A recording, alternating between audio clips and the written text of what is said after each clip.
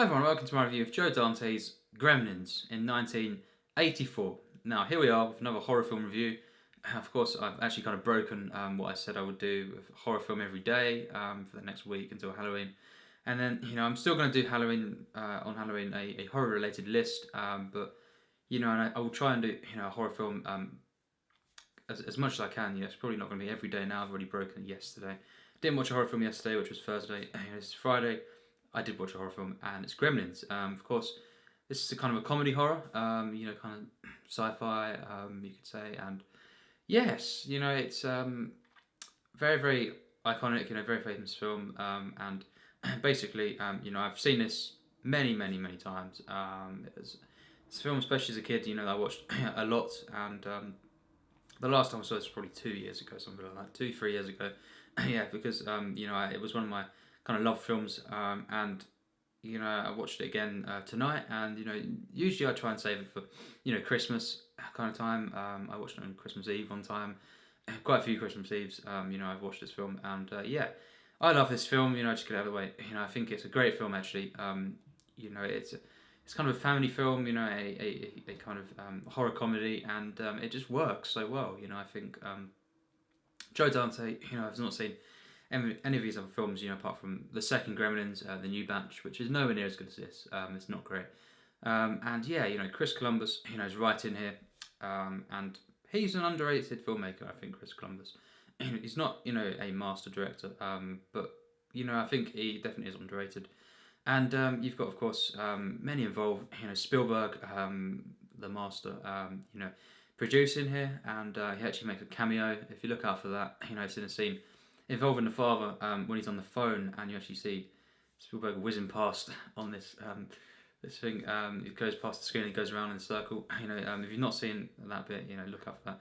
Very funny cameo, but yes, great talent here. And you've got Zach Galligan, who plays the main character of Billy, and it's basically a story. They're in a small town, and Billy he works in the bank, and he's kind of got a love interest, in the film with Kate, and then you've got this inventor, in the prologue of the film, you've got this inventor who's his father, and struggling inventor.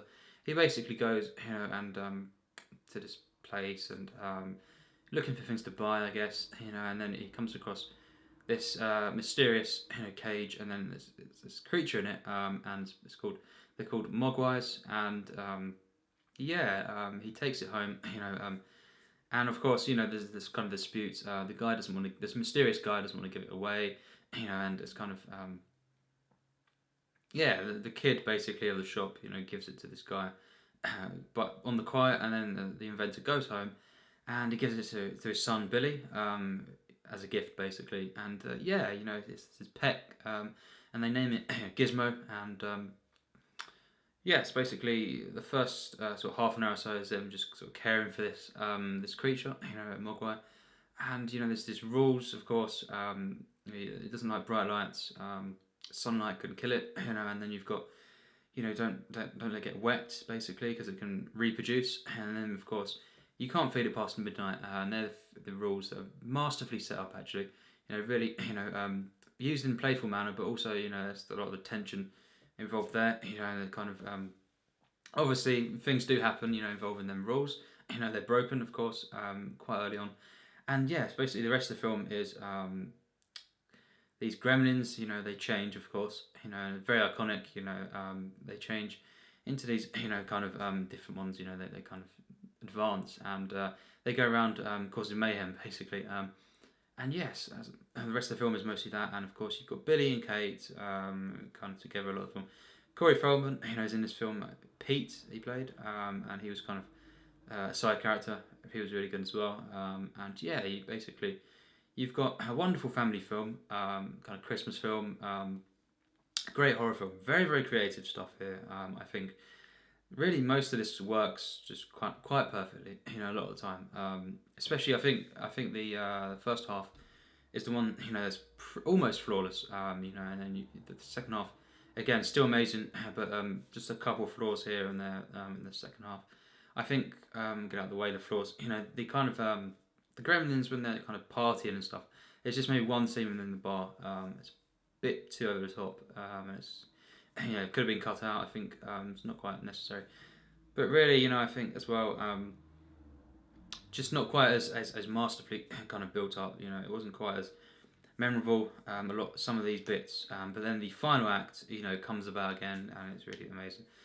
And really, it's not these moments, these segments are consistently, lesser at all. It's just a couple of minor flaws that I have, just mainly the second half, and just a couple of things that don't quite achieve, masterpiece level. But I do think it's a great film.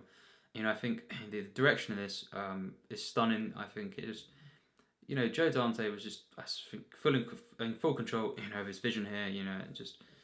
Just the way the cameras are moved as well. Very, very atmospheric, and just, just very, very effective, horror here. The tension that's built, the kind of atmosphere. Again, though, it is a comedy a lot of the time, so it's just really works so well that he's able to kind of pull this off.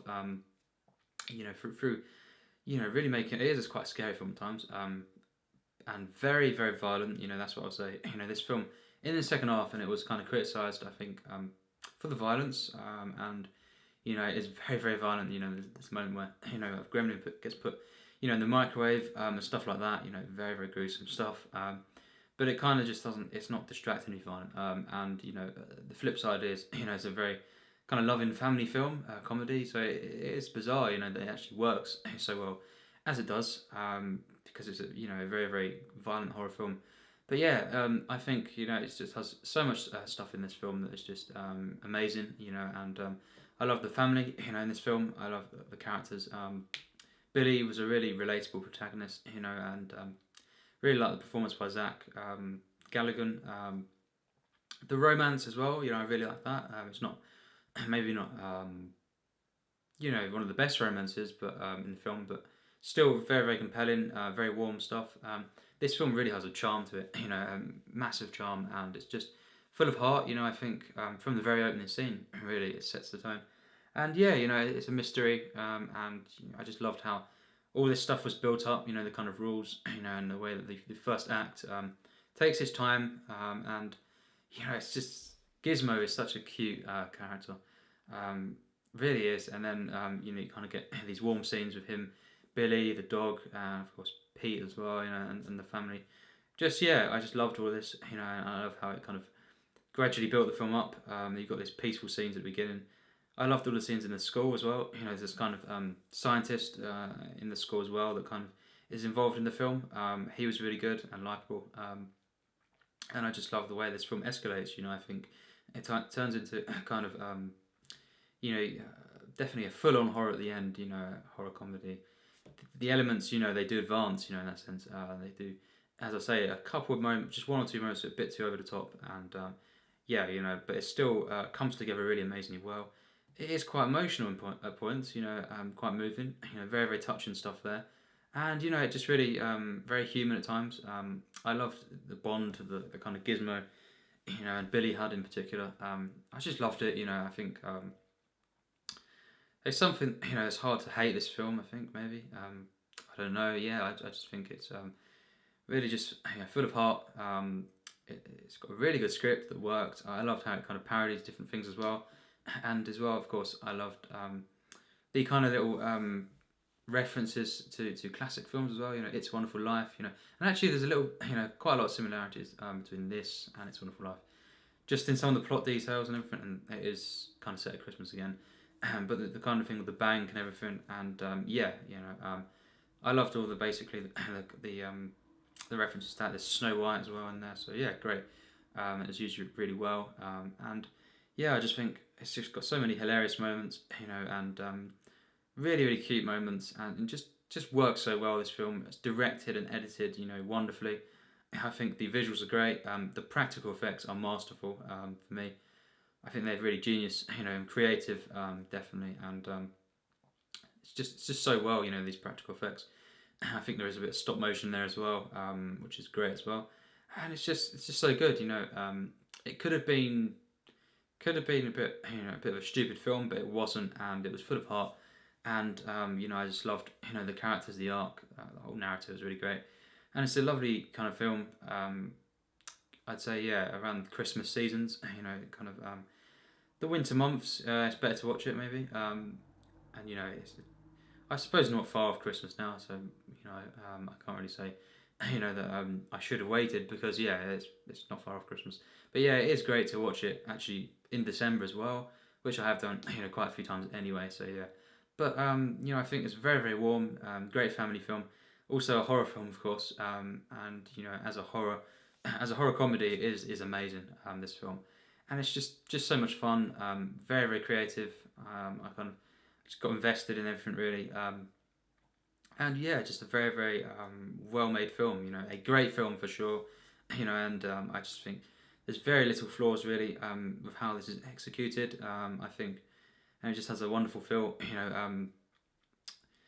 Just wonderful. Even everything, the lighting and all this kind of stuff, and then the ending again. Yeah, it's just really great, and managed to wrap things up. Give off quite a lot of emotion, and also kind of it maybe a cheeky bit of comedy there at the end, but playful there, and yeah, it just works wonderfully well. I think it has a few flaws, just a couple of flaws here and there, in the second half mainly, and of course just one or two moments that don't quite elevate to full mark level. But I do love this film. It is on my favourite films list, not top 250 or top 200 or anything, but it's still on there, 500 favourites, and yeah, I love this film. I think highly recommend it if you've not seen it, and I think I'd have to give it a 96%. I think I've always loved this film. It's just a great film. I think, and not just an enjoyable one. It is actually just so well made. The effects, the practical effects, just the editing and everything. It's all top notch really, and yeah, it just works within so many different genres, subgenres as well, and just kind of doesn't get in the way of itself, if you know what I mean. And I just loved the use of comedy mostly. There's one obviously bit just after they turn, and they go into the places and the bars and everything. Just one scene that wasn't quite there, but really the comedy works amazingly well throughout the film. And I just really like the characters. I love the characters. And the whole setting, everything.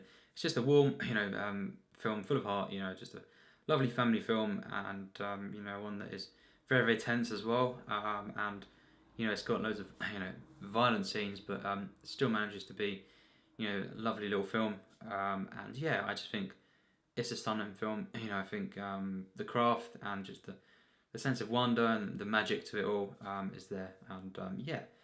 I think it was wonderfully directed. So thanks for watching my review, and I'll be doing, of course, a horror film roughly each day. Maybe might be one or two that I miss for the next week or so, and then a Halloween or around the Halloween. It might not be uploaded on Halloween, of course. But I will be doing a horror-related list, and yeah, of course, and yeah, I look forward to that. And this is a great horror film, and highly recommend it. And yeah, thanks for watching my review of Gremlins.